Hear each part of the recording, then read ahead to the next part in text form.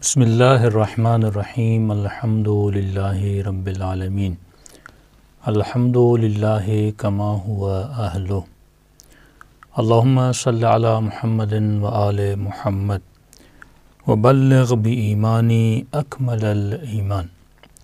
دعا کرتے ہیں کہ پروردگار عالم اس ماہ مبارک میں ہم سب کی عبادت کو اپنی بارگاہ عالی میں قبول فرما دے اور ہم اپنے وقت کو ایسے گزاریں جیسے پروردگار عالم اس کو گزرتا ہوا دیکھنا پسند کرتا ہے۔ شرح دعائے مکارم الاخلاق ہم نے پچھلی نشست میں بیان کیا کہ امام فرماتے ہیں بلغ ایمانی باکمل الایمان، اے خدا میرے ایمان کو زیادہ سے زیادہ بنا، کامل سے کامل تر بنا۔ ہم نے مختلف ایمان کے حوالے سے عقیدوں کو بیان کیا تھا کہ کچھ عقیدہ یہ تھا کہ ایمان کے لیے بس عقیدے کا ہونا ضروری ہے، اگر عمل نہ بھی ہو تو ہم اس انسان کو مومن کامل کہہ سکتے ہیں۔ کچھ کا عقیدہ یہ تھا کہ ایمان جو ہے اس میں عقیدہ بھی ہو اور عقیدے کے ساتھ اس میں اگر عمل میں تھوڑی بھی کوتاہی ہے خوارج کے عقیدے کے مطابق، وہ انسان ایمان کی کمپلیٹ دائرے سے نکل جاتا ہے اور یہاں تک کہہ دیا کہ اس کا قتل کرنا بھی جائز ہے۔ لیکن ہم نے چھٹے امام جعفر صادق علیہ السلام کا فرمان بیان کیا کہ امام فرماتے ہیں کہ ایمان کے لیے تین چیزیں ضروری ہیں۔ اس انسان کو ہم مومن کامل کہہ سکتے ہیں جس کے وجود میں یہ تین چیزیں موجود ہوں۔ پہلی چیز ہم نے بیان کی کہ اس کے وجود میں اعتقاد قلبی ہونا چاہیے، یعنی قلباً ایک چیز پہ اعتقاد رکھے۔ دوسرا اقرار باللسان، زبان سے بھی اس عقیدے کا اظہار کرے۔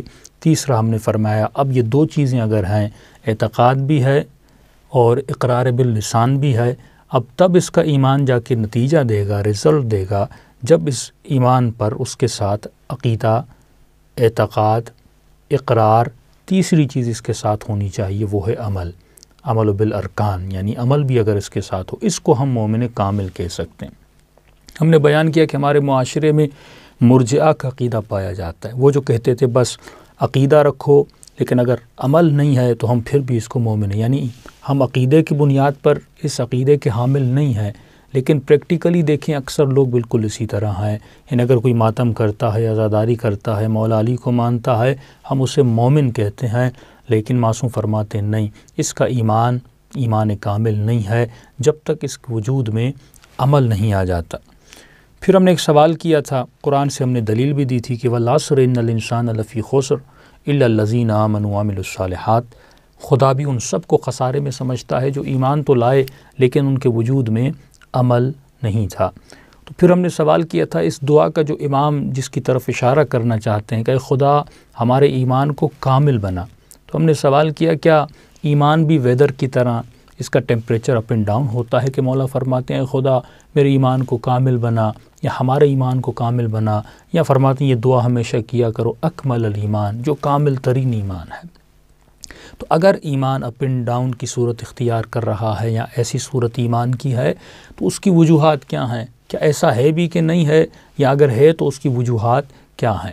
دیکھیے اب ہم یہ تو کہہ سکتے ہیں کہ انسان کے عقیدے میں کم اور زیادتی ہو سکتی ہے، مثلا کوئی زیادہ نمازیں پڑھتا ہے، کوئی کم نمازیں پڑھتا ہے، کوئی زیادہ متقی ہے، کوئی کم متقی ہے، کوئی زیادہ دین کا احتیاط برتتا ہے، ایک انسان ہے نہیں احتیاط برتتا، تو اس میں تو کم و زیادہ ہو سکتا ہے، لیکن عقیدے میں کیسا کم و زیادہ ہونا؟ عقیدے میں تو یا ہے یا نہیں ہے۔ مثلا مولا علی کو امام مانتا ہے یا نہیں مانتا، رسول خدا کو رسول مانتا ہے یا نہیں مانتا، اللہ کو اللہ مانتا ہے یا نہیں مانتا، تو اس میں کیسا کم و زیادہ ہونا؟ لیکن معصوم کے فرمان کے مطابق فرماتے ہیں ان تینوں چیزوں میں انسان کم و زیادہ ہوتا ہے، عقیدے میں بھی کم و زیادہ ہوتا ہے، اقرار میں بھی کم و زیادہ ہوتا ہے، اور عمل میں بھی انسان کم اور زیادہ ہوتا ہے۔ ایک روایت کی طرف اشارہ کروں، ایک شخص میرے چھٹے امام جعفر صادق علیہ السلام کے پاس آیا اور امام سے کہنے لگا کہ مولا آج کل لوگوں کے عقیدے بڑے بیکار ہیں، یہ کہوں لوگوں کا ایمان بڑا بیکار ہے، لوگوں کا ایمان بڑا گیا گزرا ہے، اور یہ اہل ولا کے لیے کہہ رہا تھا، یعنی جو اہل بیت کے ماننے والے تھے یا جو خود کو شیعہ کہتے تھے۔ تو امام نے فرمایا کبھی بھی ایسے مت کہا کرو کہ لوگوں کا ایمان گیا گزرا ہے۔ مطلب یہ تھا کہ اپنی نگاہ سے یہ کہنا چاہتا تھا مولا یہ لوگ ان کا ایمان گیا گزرا ہے تو گویا یہ جہنمی ہے۔ آج ہمارے معاشرے میں یہ وبا پائی جاتی ہے، ہم جسمانی بیماریوں کو تو وبا کہتے ہیں، یہ بھی ایک وبا ہے۔ ہمارے معاشرے میں بھی یہ وبا پائی جاتی ہے کہ ہم مثلاً اگر میں بہت نظریاتی ہوں تو میں دوسرے کو کہتا ہوں اس کا ایمان، یہ تو شیعہ ہے ہی نہیں، گویا یہ کہنا چاہتا ہوں یہ تو جہنمی ہے۔ دوسری طرف جو دوسرے ہیں وہ ان کو کہتے ہیں کہ نہیں، یعنی آج ہم نے جنت اور جہنم کا سرٹیفکیٹ بانٹنا شروع کر دیا ہے۔ کوئی کسی کو جنت کا سرٹیفکیٹ دے رہا ہے، کوئی کسی کو جہنم کا سرٹیفکیٹ دے رہا ہے۔ حالانکہ معصوم فرماتے تمہیں حق نہیں کسی کو سرٹیفکیٹ دو، یہ کہو کہ یہ گئے گزرے ہیں، یہ بگڑے ہوئے ہیں، ان کا ایمان تو بالکل بیکار ہے، اور کہنا چاہتا تھا مولا گویا یہ تو جہنمی ہے، یہ تو مستحق عذاب ہے۔ امام فرماتے ہیں کبھی بھی کسی کو ایسا نہ کہا کرو۔ ہاں تم یہ تو کہہ سکتے ہو، مثلاً اگر کوئی گنہگار ہے اس کو امر بالمعروف کرو، اچھائی کی دعوت دو، برائی سے اس کو دور رکھنے کی تجویز دو، لیکن تم کبھی بھی یہ نہیں کہہ سکتے کہ وہ مومن ہی نہیں ہے، وہ ایمان سے گیا گزرا ہے، کیونکہ پہلے ہم نے یہ بات بیان کی کہ مومن کامل اسے کہتے ہیں جس میں تینوں چیزیں ہوں۔ لیکن یہاں پر معصوم اس کو اشارہ کر فرماتے تمہیں حق نہیں، یہ رائٹ ہم تمہیں نہیں دیتے کہ تم کسی کو یہ کہو کہ وہ مومن نہیں، کس کی وجہ سے؟ اس کے عمل کی وجہ سے۔ اب معصوم اسے تھوڑا سا جھجھوڑتے ہیں۔ امام فرماتے یہ بتا تم جب اس کو جج کر رہے ہو کس بنیاد پہ کر رہے ہو؟ اپنے عمل کی بنیاد پہ کر رہے ہو۔ مثلا تم نماز پڑھتے ہو، تم حج کرتے ہو، تم زکوٰۃ دیتے ہو، اب ایک شخص کو دیکھتے ہو وہ نماز مثلا نہیں پڑھتا، یا کاہل ہے، یا سستی کرتا ہے، یا حج مثلا واجب ہو گیا حج پہ نہیں جا رہا، خمس نہیں دے رہا، مختلف عبادات پہ عمل نہیں کر رہا، لہٰذا تم یہ کہتے ہو کہ وہ کیا ہے، مومن نہیں ہے، یا کہتے ہو کہ گیا گزرا ہے، بگڑا ہوا ہے اور یہ جہنم ہے۔ معصوم فرماتے تم اپنے مطابق اسے جج کر رہے ہو۔ فرمایا اگر ہم اس طرح جج کرنا شروع کر دیں، ہم اپنی عبادات کو دیکھیں پھر تیری عبادت کو دیکھیں، تم بھی ہمارے سامنے کچھ بھی نہیں ہو۔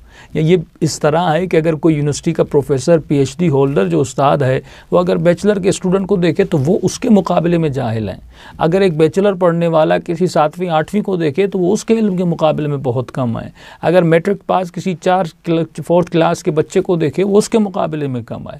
تو اب یہاں امام اس کو ایک تشبیہ دے کے سمجھانا چاہتے ہیں۔ امام فرماتے دیکھو ایمان جو ہے وہ سیڑھی کی طرح ہے۔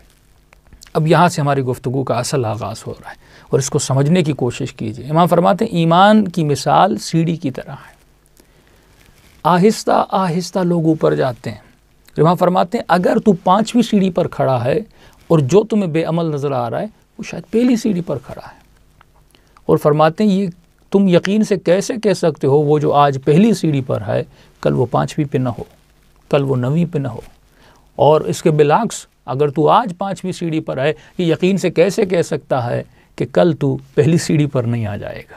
تو ایمان امام فرماتے ہیں اس طرح ہے، اس کے مراتب ہوتے ہیں، یہ پلکان کی طرح ہے، یہ سیڑھی کی طرح ہے، اسٹیپ بائی اسٹیپ لوگ آگے جاتے ہیں، اور کسی کا ایمان زیادہ ہوتا ہے، کسی کا ایمان کم ہوتا ہے۔ تو امام فرماتے ہیں کبھی بھی کسی کو ایسے مت کہا کرو۔ اور یہاں تک امام نے فرما دی، امام فرماتے ہیں ایمان کہ اسٹیپ اس طرح ہے کہ کبھی کبھی انسان ایمان کی اس منزل پہ آ جاتا ہے، اس قدر بڑی منزل پہ آ جاتا ہے، یہ مثال امام فرماتے ہیں اس منزل تک انسان آ جاتا ہے اگر اس انسان کے بدن کے ٹکڑے ٹکڑے بھی کیے جائیں، فرماتے ہیں وہ ذرہ برابر اپنے ایمان سے پیچھے نہیں ہٹتا۔ اگر اس کے بدن کو، یہ الفاظ ہیں حدیث کے، اگر اس کے بدن کو قینچی سے یا کلہاڑی سے، فرماتے اگر ٹکڑے ٹکڑے بھی کر دیا جائے، اس کے وجود میں نہ لرزہ آتا ہے نہ وہ ایک قدم اپنے ایمان سے پیچھے ہٹتا ہے۔ اور یہ آپ اسلام میں، تاریخ اسلام میں دیکھ سکتے ہیں۔ دیکھیے مثلا جناب سلمان فارسی ایمان کے 10ویں درجے پر تھے۔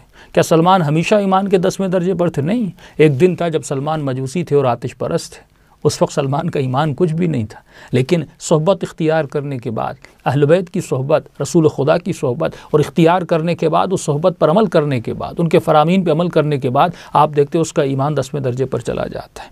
اسی طرح جناب ابو ذر غفاری جو ایمان کے 9ویں درجے پر تھے، ایک دن تھا جو عرب کے ایک عام چرواہے تھے اور بت پرست تھے، لیکن آہستہ کوشش کرنے کے بعد جناب ابو ذر غفاری ایمان کے 9ویں درجے پر آ جاتے ہیں۔ اسی طرح جناب مقداد کو آپ دیکھتے ہیں، وہ ایمان کے مختلف مراتب پر تھے۔ تو اس کا مطلب یہ نہیں کہ انسان جو ایمان کے نچلے درجے پر ہے وہ اوپر جا نہیں سکتا، یہ مراتب ہیں۔ تم کبھی بھی کسی کو یہ نہیں کہہ سکتے وہ جہنمی ہے۔ ہاں یہ ہے، تم اسے امر بالمعروف کر سکتے ہو اگر وہ گناہوں میں مبتلا ہے، تم اسے سمجھا سکتے ہو اگر وہ برائیوں میں مبتلا ہے۔ امام فرماتے ہیں اب ایمان کا ایک درجہ جو اعلیٰ ترین درجہ ہے وہ یہ ہے کہ انسان کے بدن کے ٹکڑے ٹکڑے بھی ہو جائیں، لیکن وہ انسان ایمان سے پیچھے نہیں ہٹتا۔ اس کی مثالیں آپ کو تاریخ میں ملتی ہیں۔ مولا علی علیہ الصلوۃ والسلام کا مہینہ بھی ہے، اور ان کو اسی مہینے میں شب 19 ضرب لگی، 20 کی رات اور 21 کے دن مولا علی کا انتقال ہوا۔ فرماتے ہیں کہ مولا علی کو گھر لایا گیا اور زہر اتنا بدن میں پھیل چکا تھا کہ مولا کی طبیعت بہت ناساز تھی۔ تو امام نے فرمایا، حسن میرے لال، لوگ مجھ سے ملنا چاہتے ہیں اور اپنے امام سے ملاقات کرنا چاہتے ہیں۔ حسن، اب گھر کے دروازوں کو بند کرنے کی ضرورت نہیں ہے، دروازے کھول دو، کیونکہ میں بس ایک دن کا مہمان ہوں، جسے آنا ہے مجھ سے ملے۔ تو لوگوں نے ہجوم لایا مولا علی کے گھر میں، اور اصحاب مولا کے بستر کے سرہانے بیٹھے تھے اور زار و قطار ہو رہے تھے۔ ظاہر گھر بڑا تھا، اس میں حجرے بھی تھے۔ تو اچانک ایک حجرے سے کسی نے بلند آواز سے مولا کی مدح سرائی کرنا شروع کر دی، اور مولا کے لیے قصیدے پڑھنا شروع بھی کر دیے، اور زار و قطار آہ و بکا بھی کر رہا تھا۔ یا مولا کی آنکھیں کھولیں، امام نے غور کیا، کہا یہ کون ہے جو قصیدے پڑھ رہا ہے میری شان میں؟ تو کہا مولا یہ جناب حجر ابن عدی ہے۔ امام نے انتظار کیا کہ حجر کے قصیدے ختم ہو جائیں، مدح سرائی ختم ہو جائے۔ اس وقت امام نے حجر ابن عدی کو اپنے پاس بلایا اور اپنے پاس بلا کر بٹھایا۔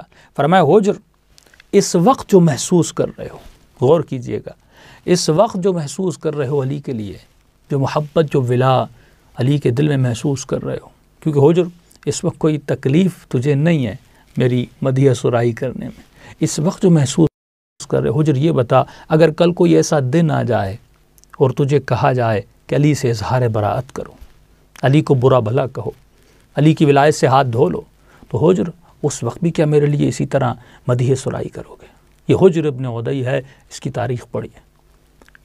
جیسے مولا نے یہ جملے کہے، فرمایا، کیف لی بک اذا دعیت الی البراءۃ منی فما عساک ان تقول، حجر اس وقت کیا کرو گے؟ حجر فرماتے، واللہ امیر المؤمنین، اے مومنوں کے امیر، مجھے اللہ کی قسم ہے، واللہ لو قطعت بالسیف اربا اربا، مجھے اللہ کی قسم ہے اگر مجھے تلوار سے ٹکڑے ٹکڑے کر دیا جائے، القیت فی الاثرات ذلک علی البراءۃ منک، اور مولا اگر مجھے ٹکڑے ٹکڑے کرنے کے بعد میرے بدن کو جلایا جائے، اس کے بعد میرے بدن کو آگ میں پھینک دیا جائے، مجھے اللہ کی قسم ہے میں پھر بھی آپ سے اظہار براءت نہیں کروں گا۔ یہ مولا اشارہ کر رہے ہیں کس کی طرف؟ آج کے مومنوں کی طرف۔ اور اللہ کی قسم حجر سچ کہہ رہا تھا، کیونکہ اگر انسان کا پیٹ بھرا ہوا ہو، انسان کے بدن پہ کوئی تیر بھی نہیں لگا ہو، ایسی بھی چل رہا ہو، اور لوگ مجمع ہو اور آدمی سامنے مولا کے فضائل پڑھ رہا ہوں، یہ تو آسان ہے۔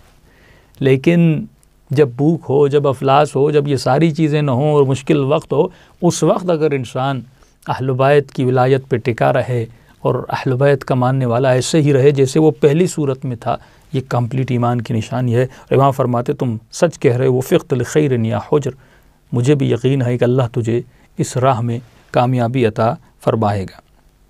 اب اتنی مٹھاس، یہ طاقت آتی کہاں سے ہے؟ یعنی اتنی انسان کے وجود میں قوت ایمانی ہو کہ انسان کے اوپر مصائب، آلام، مصیبتیں، جسم کے ٹکڑے ٹکڑے ہونا، یہاں تک اس کی نوبت آ جائے کربلا میں، یہی چیزیں آپ کو نظر آتی ہیں۔ رسول کے اصحاب جو شہید ہوئے، اپنی جانوں کو رسول پر قربان کیا، ان کے وجود میں یہ مٹھاس آپ کو نظر آتی تھی۔ کچھ بھاگ جاتے تھے، کچھ رسول کے مقابلے میں اور رسول کی حفاظت کے لیے رہ جاتے تھے اور اپنے بدن کو کٹوا دیتے تھے، جناب حمزہ کی طرح، اور بہت سارے اصحاب رسول جنہوں نے اپنی جانوں کو رسول پر جاں نثار کیا۔ یہ محبت، یہ عشق، یہ آتا کہاں سے ہے؟ اب پہلا مرتبہ جناب حجر کا، دوسرا مرتبہ سنیے ایک اور مومن کا۔ ایک شخص ہے جس کا نام ہے ابن کوا، یہ منافق تھا۔ منافقین بھی امام علی کے زمانے میں بھی تھے، رسول خدا کے زمانے میں بھی تھے، جنہوں نے لباد ایمان پہنا ہوا تھا، لیکن تھے منافق۔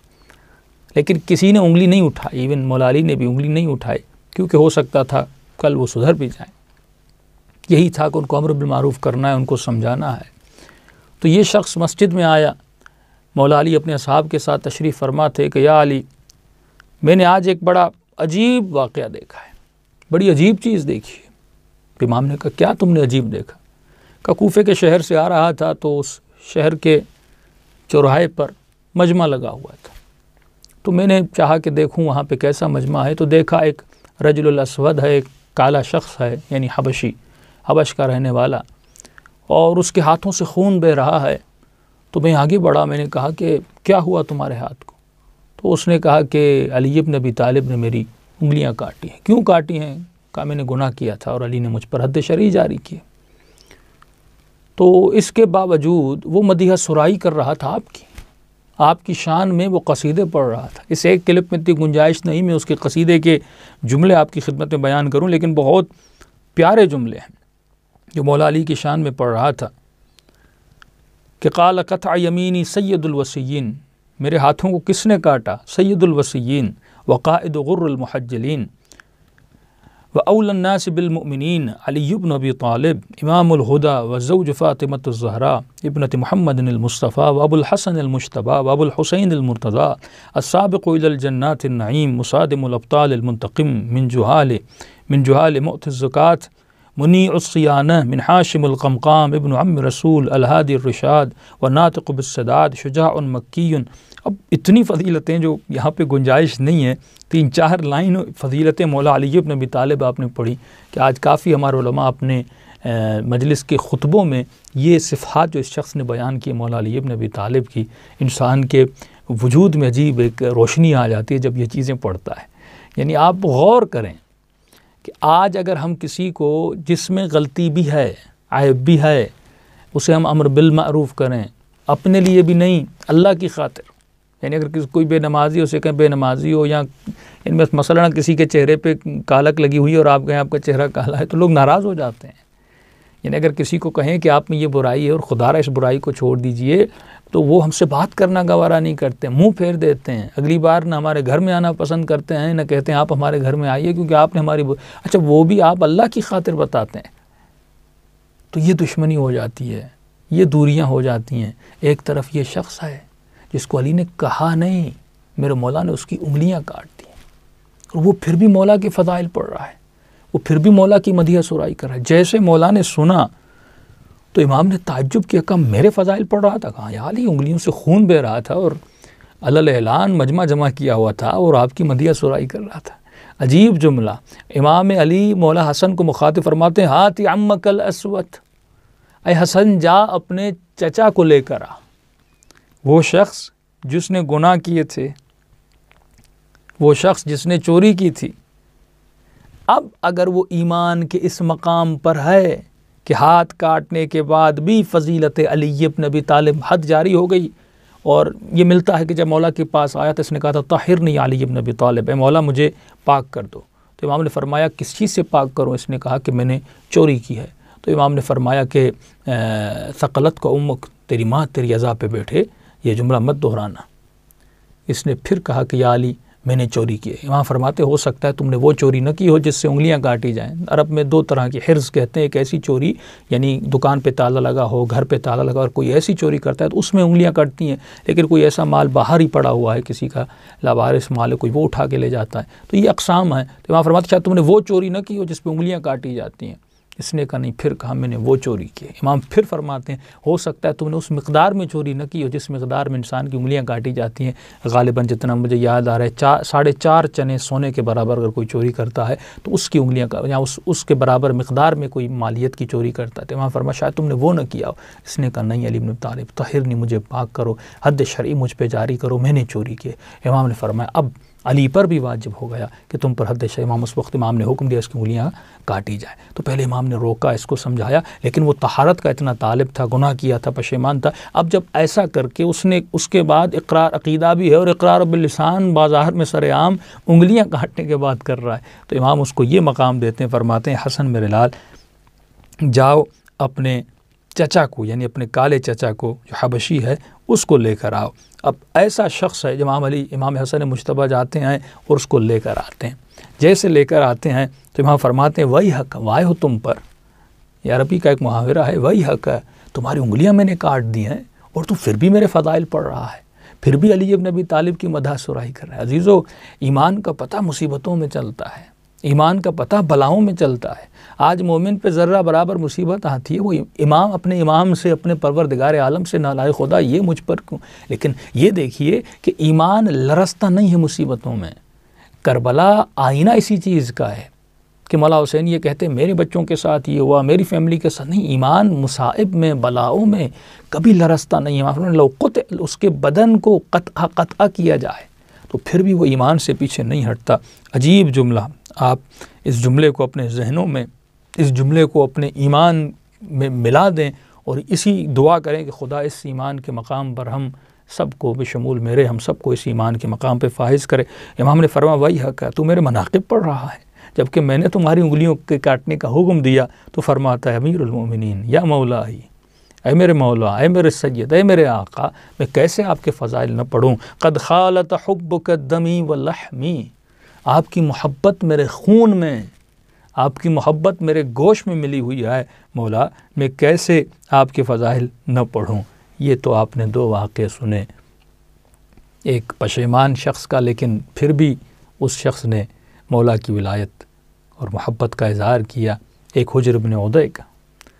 لیکن انسان کا وجود لرز جاتا ہے، انسان کا وجود کانپ جاتا ہے جب انسان دیکھتا ہے کہ جو لوگ ایمان کے اعلیٰ ترین درجے پر تھے لیکن وہ پھر گر کس طرح جاتے ہیں، جن کے لیے کسی نے تصور اور گمان بھی نہ کیا کہ یہ نمازی، یہ عبادت گزار، یہ مستجاب الدعویٰ، کہ یہ بھی ایمان سے اتنا گر سکتا ہے۔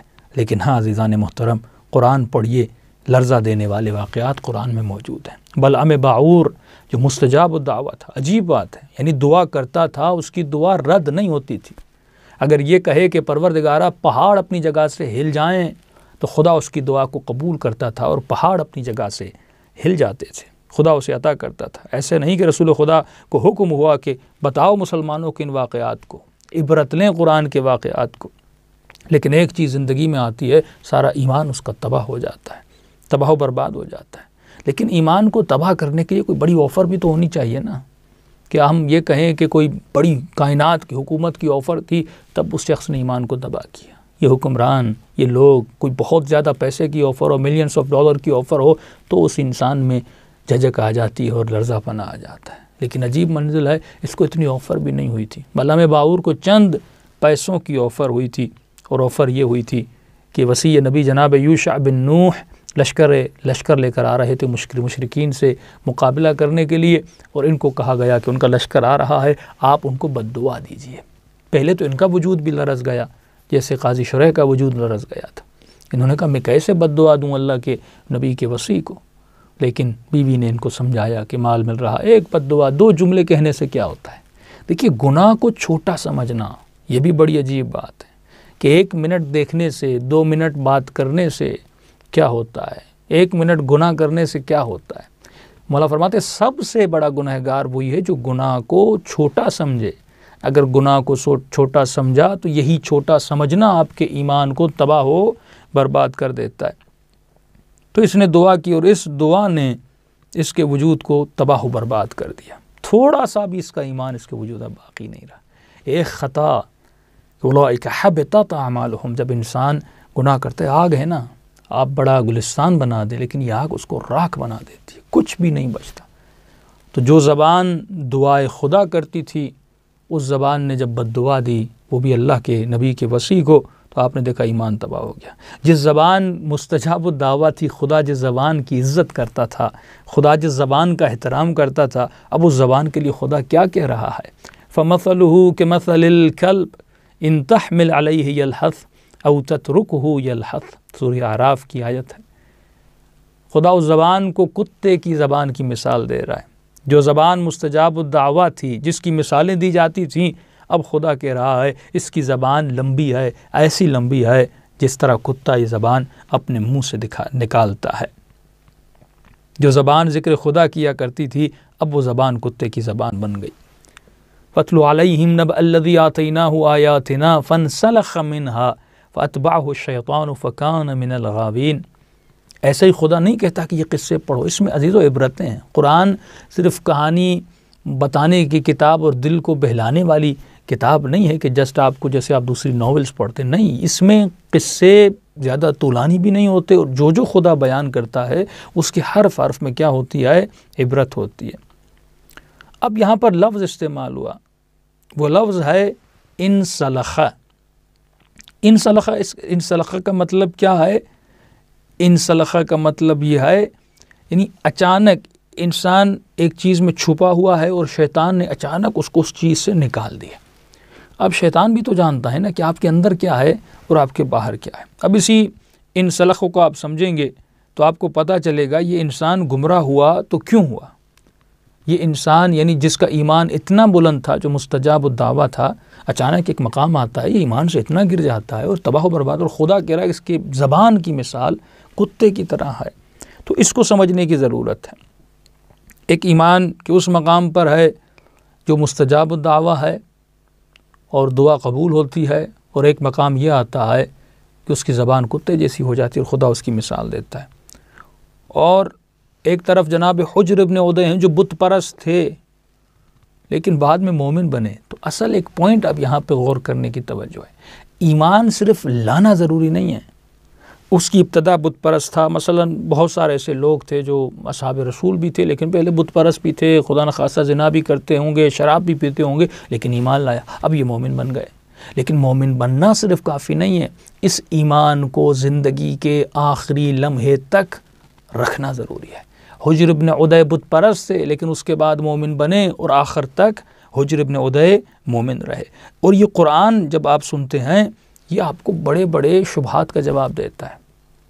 سب سے بڑا اختلاف یا یہ کہوں کہ وہ بات جس نے ہم کو دوسرے مسلمانوں سے الگ کی، اور یہ امتیازی بات ہے، اور اسی بات کو اگر اسی پوائنٹ کو اگر کوئی مسلمان سمجھ جائے تو اس کا ایمان کامل ہو جاتا ہے، کہ ان کے بڑے بڑوں نے ایک عقیدہ بنا دیا، رضی اللہ عنہ کا عقیدہ، کہ رسول خدا کے زمانے میں تھے، مومن بنے، اب لہٰذا ہم ان کو کچھ بھی نہیں کہہ سکتے۔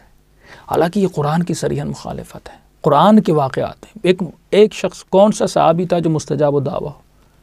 ایک کی مثال دیتے تاریخ اسلام سے، یعنی ابن عباس جیسا متقی انسان، جناب سلمان فارسی جیسے متقی لوگ، لیکن ان کے لیے یہ بیان کیا گیا ہو کہ وہ دعا کریں پہاڑ اپنی جگہ سے ہل جائے۔ قرآن کہہ رہا ہے نا، میں تو نہیں کہہ رہا۔ وہ دعا کریں اور فوراً خدا اسی وقت اس مستجاب الدعویٰ یعنی صاحب اسم اعظم ہو کوئی شخص، یعنی اس وقت دعا کرے اور خدا فوراً اس کی دعا کو قبول کر دے۔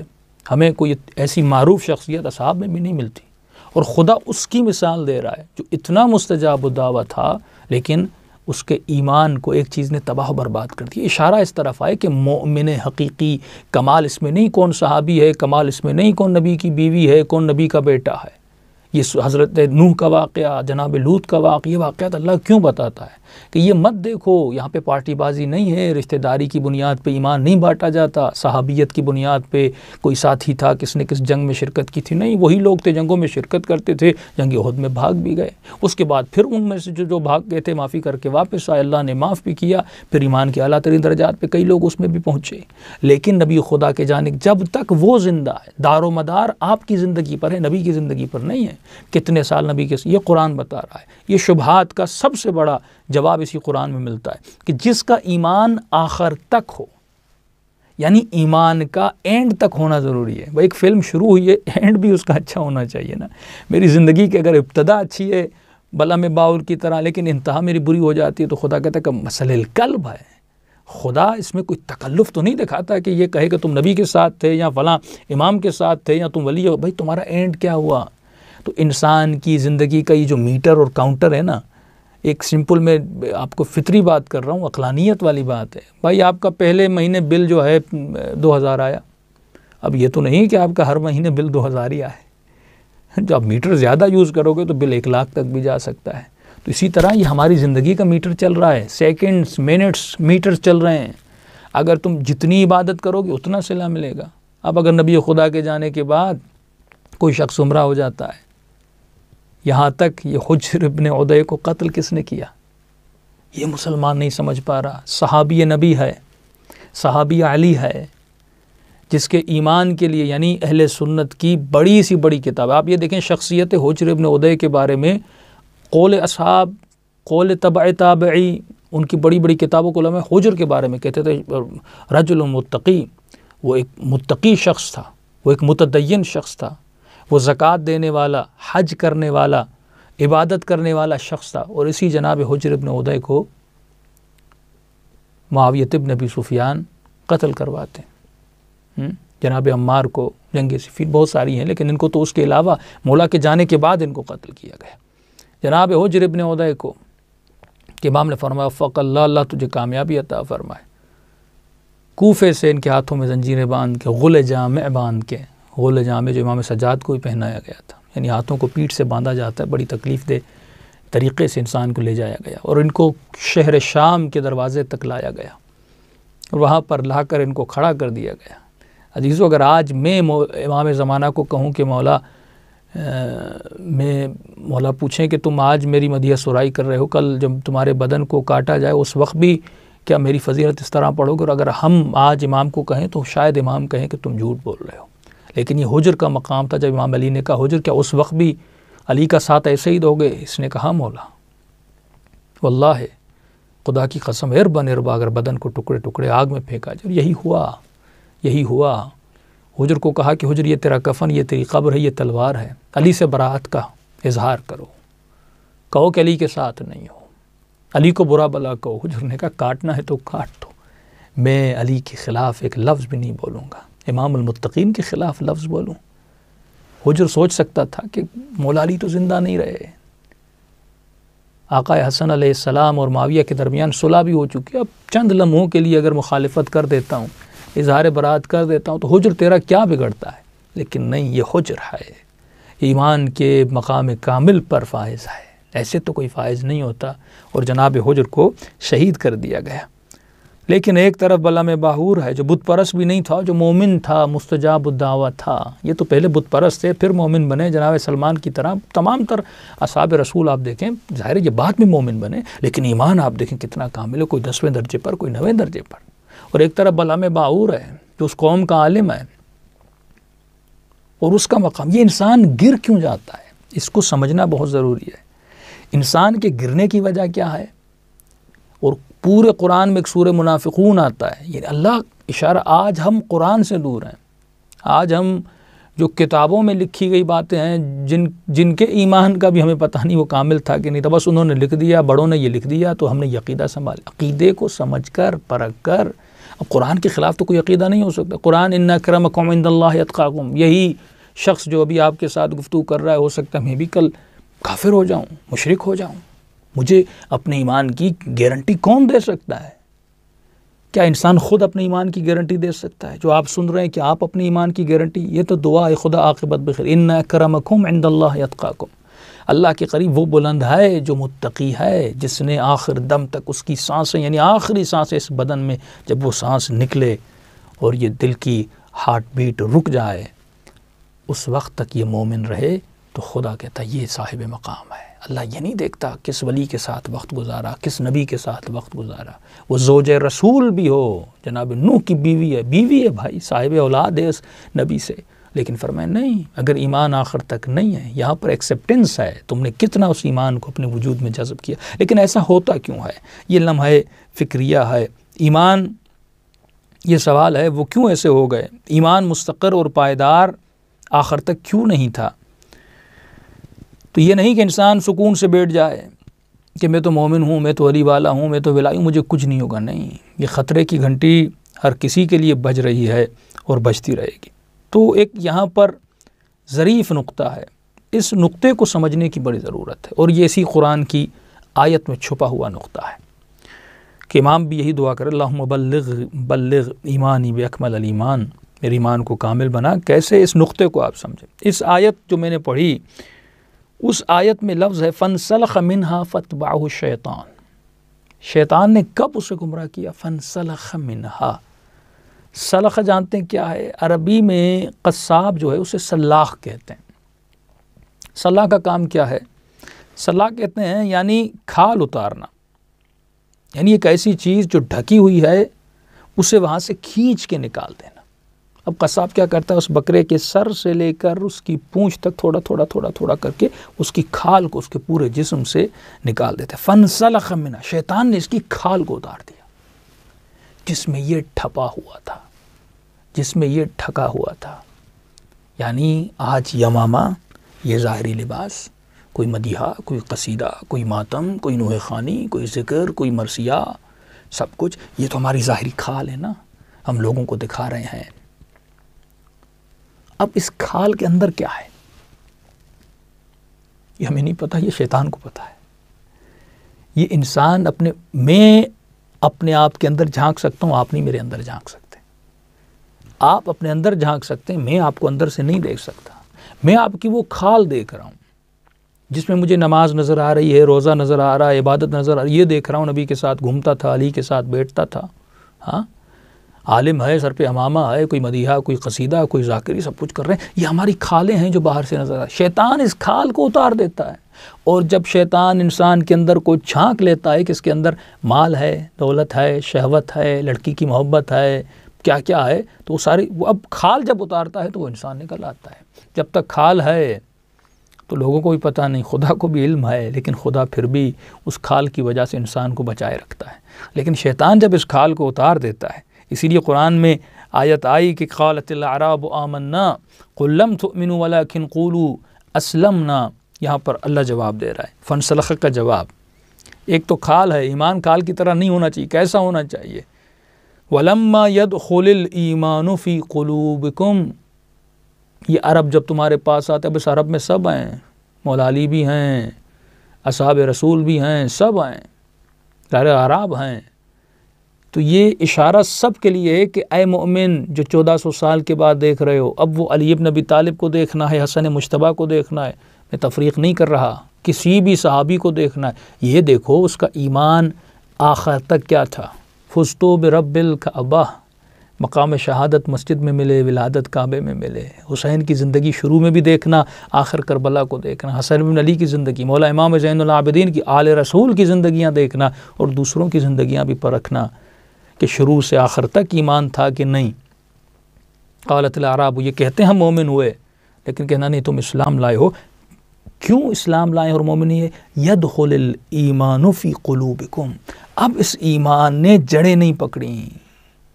اسلام یعنی یہ ایمان سلاخی ایمان ہے، یہ کھال والا قشری ایمان ہے، ظاہری ایمان ہے، ابھی تک اس ایمان نے جڑیں قطعاً نہیں پکڑی۔ تو جب ایمان جڑ نہ پکڑ سکے تب تک وہ ایمان کامل نہیں ہے۔ دیکھیے اب یہ آپ اخروٹ لیتے ہیں نا، اوپر کھال ہوتی ہے، آپ اس کے دانے کو اندر سے نکالتے ہیں، بادام ہے، مغز ہے نا، اس کے بادام کو اس کے کھال کے اندر سے نکالتے ہیں، اندر کیا ہے یہ خدا دیکھنا چاہتے ہیں۔ باہر تو کسی کی کھال ایمان والی مومن والی ہو سکتی ہے، لیکن اندر کیا ہے؟ تو ایمان کی جڑیں جب تک دل کی تہ تک مضبوط نہ ہو، اور یہ جھانک کر دیکھو تمہاری جڑیں مضبوط ہے کہ نہیں ہے۔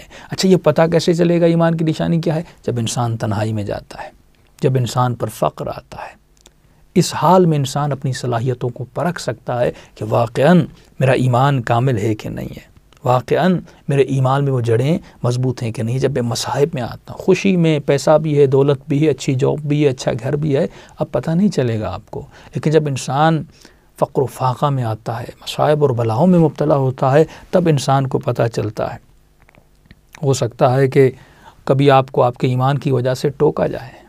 آج ہیں ایسے مومنین اور روایات میں ملتا ہے جو اپنے عقیدے پر، شریعت الہی پر پابند ہیں، ٹکے ہوئے ہیں اور رکے ہوئے ہیں، لوگ ان کا مذاق اڑاتے ہیں، اپنے رشتہ دار مذاق اڑاتے ہیں۔ کوئی خاتون پردے دار ہے اور اپنے حجاب کا خیال کرتی ہے، اور وہ پورا فیملی اور پورا خاندان اگر بے حجاب ہے تو اسے کہتے ہیں کہ تم پرانی سوچ رکھنے والی عورت ہو، اس زمانے میں یہ حجاب کیسا، اس زمانے میں یہ نقاب کیسا، اس زمانے میں اتنا متقی بننا کیسا۔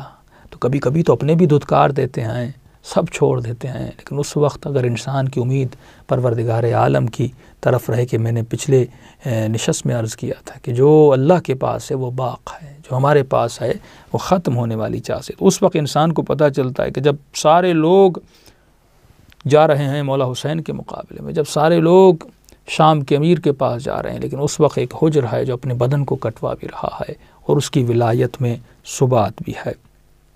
اور یہ کب آئے؟ جب اس غلام کی جب مولا نے انگلیاں کاٹیں، تو یہ مقام تب ہے جب خالت لحمی و دمی، جب انسان کے ایمان میں، خون میں، گوشت میں ولایت اہل بیت مل جائے۔ اب یہاں پہ ایک سوال ہے، ہم کیا کریں اس ایمان کے لیے؟ ہم نے وجوہات بیان کی کہ یہ 3 مثالیں بیان کی، حجر ابن عدی تھے، وہ غلام تھا جس کا ایمان اتنا مضبوط تھا۔ دو مراتب تھے. ایک ایسا شخص تھا جو پہلے بت پرست بھی نہیں تھا، مومن تھا، لیکن اس کے ایمان کو شیطان نے نکال دیا. فانسلخ، اس لفظ کو یاد رکھیں، یعنی ایمان قشری ظاہری کھال والا ایمان نہ ہو، انسان کا ایمان جڑ پکڑنے والا ایمان ہو، قلوب تک آ جائے. قرآن کی آیت ہے یدخل الایمان فی قلوبکم. لیکن اب ہم کریں کیا؟ یہ تو ہم نے اسباب اور وجوہات اور مثالیں بیان کی. اب انسان کیا کرے کہ ایمان کے اس درجے پر فائز ہو جائے؟ یہ کتاب ہے تحفۃ العقول، میزان الحکمہ، دونوں کتابیں انشاءاللہ حوالے بھی آپ کو دکھائے جائیں گے اسکرین پہ. اس میں حضرت عیسیٰ کا فرمان ہے. حضرت عیسیٰ کے کافی فرامین ہے علیہ الصلاۃ والسلام. فرماتے ہیں بحق اقول لکم ان الزرع لا يصلح الا بالماء والتراب كذلك الایمان لا يصلح الا بالعلم والعقل. فرماتے ہیں کہ میں ایک نصیحت کروں اور حق اور صحیح نصیحت کروں. فرمایا سچ کہتے ہیں کہ جو کھیتی باڑی ہے، کھیتی باڑی تب تک فصل میں نہیں بدلتی. مثلا کوئی چیز، ایک دانہ ہے، آپ اس سے پودا چاہتے ہیں، اس کے خوشے نکالنا چاہتے ہیں، یہ کبھی تک دانہ پروان تک نہیں چڑھے گا دو چیزیں اگر نہ ہو. غور کیجیے گا، ایک فصل کی صلاح ہے، ایک ایمان کی صلاح ہے. صلاح اب یہاں پہ یصلح ہو، صلاح کا مطلب یعنی وہ ایک دانہ تو ہے، لیکن وہ دانہ شاخیں کب پکڑتا ہے، وہ پروان کب چڑھتا ہے. جب نکلے گا، کھلے گا، پھولے گا تو تب پروان کب چڑھتا ہے؟ جب اس میں دو چیزیں ہوں، اس میں ماء ہو، پانی ہو، وہ تراب. جب تک یہ دو چیزیں نہ ہوں دنیا کی کوئی فصل، کوئی شخص آباد کاری نہیں کر سکتا. ایک مٹی کا ہونا ضروری ہے، ایک پانی کا ہونا ضروری ہے. مٹی وہ آپ کا بیس اور بنیاد ہے. پانی کیا ہے اب یہ آپ کو پتہ چلے گا. فرماتے ہیں بالکل اس طرح کذالک الایمان، یہ جو ایمان ہے یہ بھی صلاح نہیں پاتا. یہ جو ایمان ہے یہ بھی پروان نہیں چڑھتا اگر اس میں دو چیزیں نہ ہوں. کون سی چیزیں نہ ہوں؟ فرماتے ہیں بالعلم والعمل. اگر اس ایمان میں علم نہ ہو، علم یہاں پر مراد ہے اگر اس میں بصیرت نہ ہو. ایک مرتبہ میں پھر کہہ رہا ہوں، اگر یہ کلپ کوئی غیر شیعہ سن رہا ہے میں اس کے لیے عرض کر رہا ہوں، شیعوں کے لیے بھی عرض کر رہا ہوں.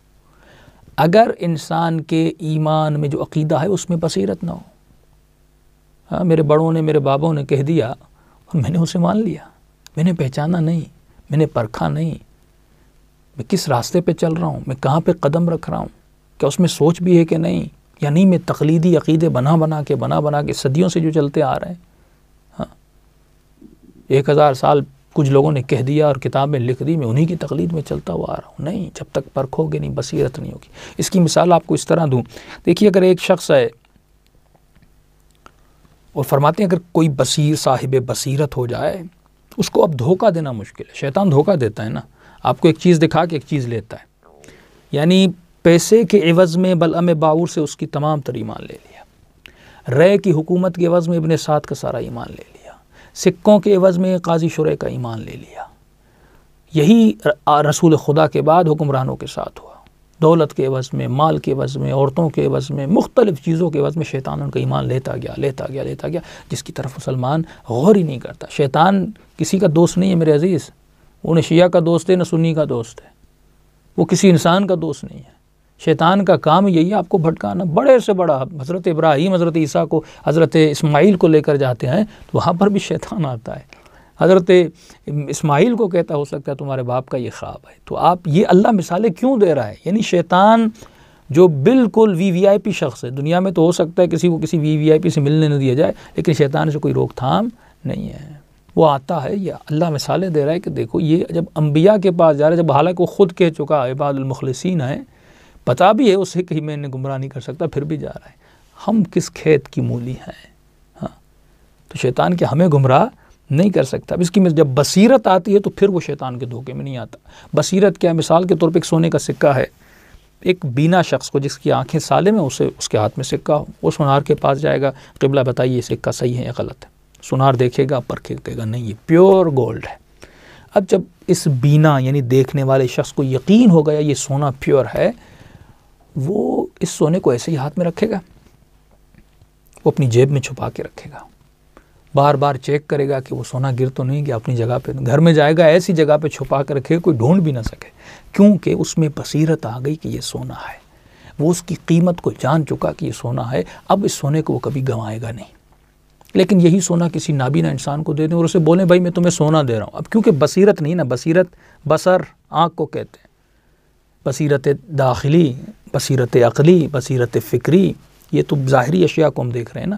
بصر خود آنکھ کو کہتے ہیں. اب وہ بیچارہ بینا ہی نہیں، یعنی ابتدائی بصیرت سے بھی وہ بیچارے کے اندر وہ صلاحیت نہیں ہے. اب اسے آپ کہیں یہ سونا ہے، ہاں، لیکن وہ سوچے گا کہ سونا ہے، پتہ نہیں کیا ہے، اسٹیل ہے، لوہا ہے، اٹھنی ہے، مجھے کہہ دیا سونا ہے، مجھے تو نہیں پتہ سونا ہے بھی، وہ شک میں چلا جائے گا. اکثر آج لوگوں کا جو ایمان شک میں اور تردد میں مبتلا، اسی لیے کیونکہ صاحب بصیرت نہیں ہے، وہ شک میں قیامت ہے بھی کہ نہیں، اللہ ہے بھی کہ نہیں، یہ پتہ نہیں مولویوں کی باتیں ہیں.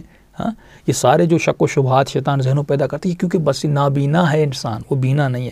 اب وہ سونے کو سنبھال کے نہیں رہے. اب یہی سونا کسی بچے کو دے دیں، یہی سونا کسی دیوانے کسی پاگل کے ہاتھ میں دے دیں، آپ اس بچے سے اتنا قیمتی سونا ایک چاکلیٹ کے عوض میں لے سکتے ہیں.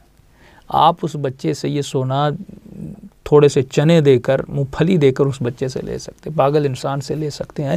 کیوں؟ کیونکہ وہ انسان صاحب بصیرت نہیں ہے. پہلی شرط فرمائی پہلی شرط یہ ہے کہ اس انسان کے دل میں بصیرت ہو، علم ہو. اس کے بعد دوسری شرط ہے اس انسان کے وجود میں عمل ہو. اگر عمل نہیں ہے عزیزان محترم، بہترین ایمان بھی خود بخود تباہ ہو جاتا ہے. اگر آج کا جوان یہ کہ مولانا اب تو جوان ہے، اب تو کر دیں، بڑھاپے میں ہم جا کے عمل کریں گے، نہیں میرے عزیز. اس کی اور آپ کو مثال دوں تاکہ یہ مثالیں ذہنوں میں بیٹھ جاتی ہیں. مثال کے طور پہ آپ نے اپنی گاڑی کے لیے، جن کے پاس گاڑیاں ہیں وہ بہتر سمجھ سکتے ہیں، آپ نے اپنی گاڑی کے لیے بالکل مہنگی سے مہنگی نیو سے نیو بیٹری لی اور وہ آپ نے اپنی گاڑی پہ لگا لی، ٹھیک ہے، اور آپ نے گاڑی کو گھر پہ کھڑا کر دیا. 6 مہینے کے بعد آپ نے دوست کو کہا یہ بھائی ہم سیر کے لیے چلتے ہیں، لمبی سیر کے لیے چلتے ہیں، ہاں کشمیر وادی جنت ہے، اس کی سیر کے لیے چلتے ہیں. اور گاڑی پہ بیٹھے اور آپ نے اسٹارٹ کیا تو وہ جو وادی جنت کی سیر یہ گاڑی نہیں کرائے گی. اور آپ غصہ ہو گئے کہ بھائی میں نے نئی بیٹری لگائی تھی، بالکل نیو فریش بیٹری میں نے اپنی گاڑی پہ لگائی تھی. فریش سے فریش، نیو سے نیو بیٹری بھی گاڑی پر ہو لیکن یہ گاڑی اسٹارٹ نہیں ہوگی. اور اس کے بعد آپ کہیں کہ نہیں اب اس کو فوراً ابھی چلنا ہے، نہیں، جب تک یہ بیٹری چارج نہ ہو. یہ چارج اس کا عمل ہے، جب وہ عمل ہوتا ہے تو بیٹری چارج ہوتی ہے. اب جتنا عمل ہوگا 5 منٹ کے لیے چارج کریں گے 5 منٹ چلے گی، 1 گھنٹے کے لیے چارج کریں گے 1 گھنٹے چلے گی. تو جتنا یہ گاڑی چلے گی اتنی یہ بیٹری چارج ہوگی. تو بہترین سے بہتر، یہ بیٹری کو آپ نے ختم نہیں کیا، ٹھیک ہے نا، آپ نے صرف کھڑا کر دیا، آپ نے نئی بیٹری لگا کے گاڑی کو کھڑا کر دیا. یہ بیٹری خود اپنی چارج کو کھا لیتی. ایمان میں اگر عمل نہ ہو، یہ ایمان خود کو اندر سے کھوکھلا کر دیتا ہے، یہ اندر سے کھانے لگتا ہے، یہ اس پورے ایمان کو کھوکھلا کر کے اس کو ختم کر دیتا ہے. اور آج کا جوان یہ کہے کہ مولانا بڑھاپے میں جا کے عمل کر کے، نہیں میرا عزیز، یہ 40 سال 30 سال جب تم عمل نہیں کرو گے اندر سے کھوکھلے ہو جاؤ گے. یہ ماہ مبارک عمل کا کیوں؟ اس ماہ مبارک میں بیٹری کو چارج کرو اور اتنا چارج کرو کم از کم اگلے رمضان تک چلے. یہ چارج ہونے کا مہینہ، یہ خود کو بوسٹ کرنے کا مہینہ ہے. کس کے ذریعے سے؟ عمل کے ذریعے سے. تو اگر عمل نہ ہو تو انسان تباہ و برباد ہو جاتا ہے. اور خدا سے دعا کریں کہ پروردگار ہمیں شیاطین انسی اور شیاطین جنی سے بچا. یہ شیطان انسان کی صورت میں بھی ہے، جن کی صورت میں بھی ہے. اور اے خدا ہمیں اپنے مستقبل کا پتہ نہیں، ہمیں اپنے فیوچر کا پتہ نہیں کہ انسان آج مومن ہے، اہل بیت رسول خدا کا ماننے والا ہے، کل اس کا ایمان کہاں تک پہنچے اور کیا ہو. واللہ وجود لرز جاتا ہے. کسی بھی چیز کو چھوٹا مت سمجھیں. بھلا میں باور کو ایک چیز نے تباہ کیا. آج یہ موبائل کتنا چھوٹا سا پرزہ ہے، میرے ہاتھ جتنا ہے، اور اس چھوٹے سے پرزے کے موبائل میں اگر ایک میسج آتا ہے انسان تباہ ہو جاتا ہے. ایک فون کال انسان کے ایمان کو تباہ کر دیتی. کسی بھی چیز کو کم مت سمجھیے. ہاں 1 منٹ نامحرم سے بات کرنا، انسان یہ دلدل ہے نا، پھنستا جاتا ہے، انسان کو پتہ بھی نہیں چلتا، تباہ و برباد ہو جاتا ہے. اور اتنا لجن اور اتنی گندگی میں گر جاتا ہے کہ پھر کوئی اس کو اس گندگی سے نکال بھی نہیں سکتا جب تک ہم اخلاقی برائیوں سے نجات نہیں پائیں گے. اور یہ ہے الا بالعمل، صرف عمل کی وجہ سے انسان جو ہے بچ سکتا ہے. تو خلاصہ یہ کہ آپ کا ایمان سطحی نہ ہو، کھال والا نہ ہو، آپ کا ایمان ظاہری نہ ہو، دین ظاہری کسی کام کا نہیں ہے. آگاہی سے بصیرت کے ساتھ، اور جب آگاہی اور بصیرت آ جائے اس پر عمل بھی کریں، اور انشاءاللہ پروردگار عالم اس عمل میں توفیق بھی دے گا، برکت بھی دے گا. دعا کریں کہ پروردگار عالم ہمارے اعمال کو ایسا بنائے جس سے ہمارے وقت کے امام کے دل کو راحت ملے۔ السلام علیکم ورحمۃ اللہ وبرکاتہ۔